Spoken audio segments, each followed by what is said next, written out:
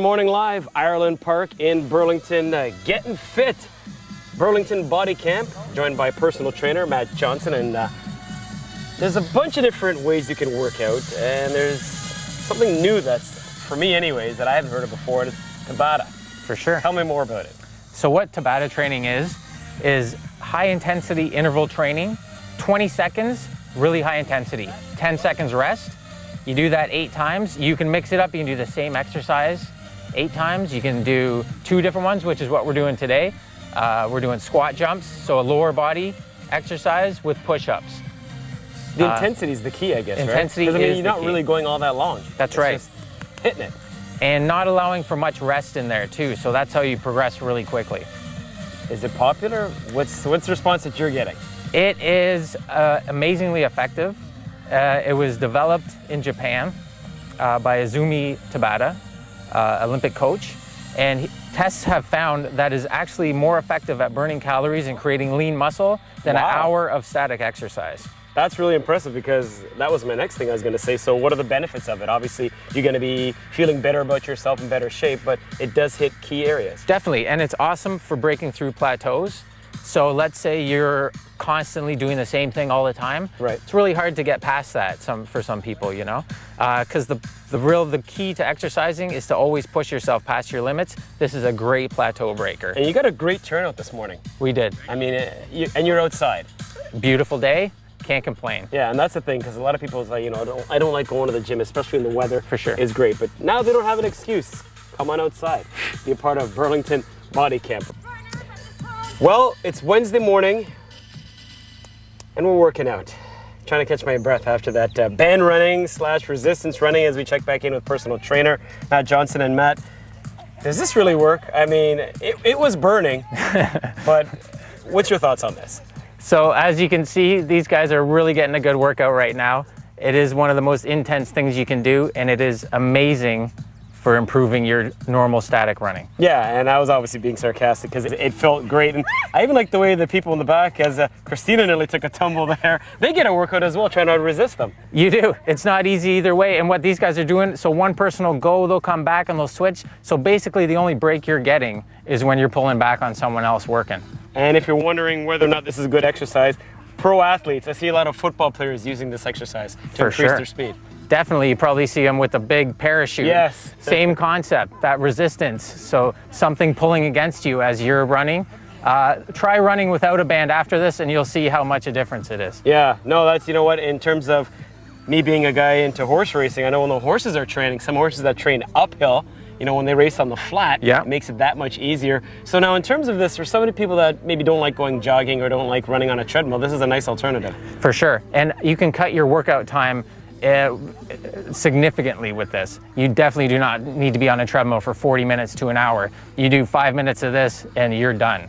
Let's talk technique, because is there a way you should have the ropes around the hip area, or does it matter where they're placed? So you want them around the hips. The people in the back, they want to make sure they have a really good grip. I put my hands right through and then I grab onto the ropes themselves. You definitely want to pump your legs when you're running and really try to get some force going. Now I realize they're trying to keep going here until we finish the segment, but what's the ideal amount of reps and how much time should you take in between? It definitely differs for person to person, but we've done it as much as a Tabata circuit. So a full 20 seconds, 10 seconds rest, and that is intense. All right, sounds good. We are getting in shape here on this Wednesday morning. You know what, I was gonna jump in and do another set with Matt, but unfortunately we don't have the time. You hear the music, that means we're going to a break. We'll be back after these.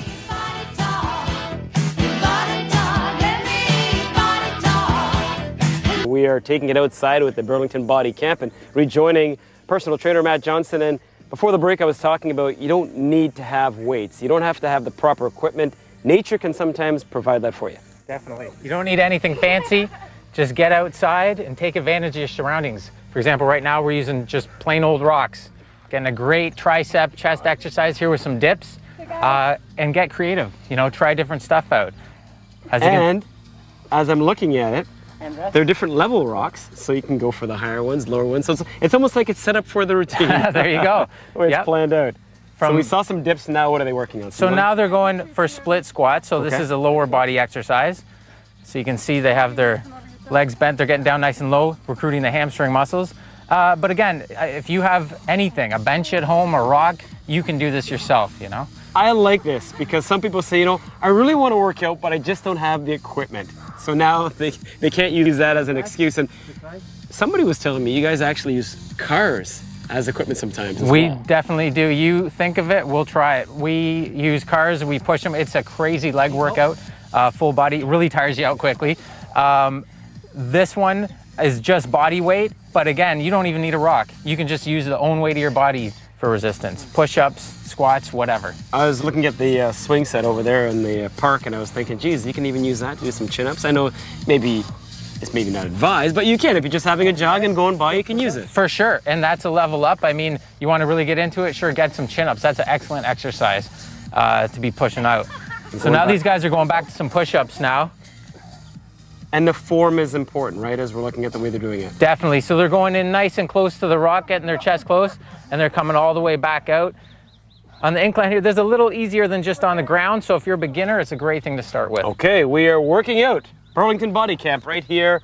Boot camp action inside Ireland Park. We're going to send you back inside to Bob and Annette, guys. Okay, so Rejoining personal trainer Matt Johnson, and the core is very important. I was doing a little bit of research and I didn't realize just how key it is in your fitness. For sure. All your stability, your power comes from your core.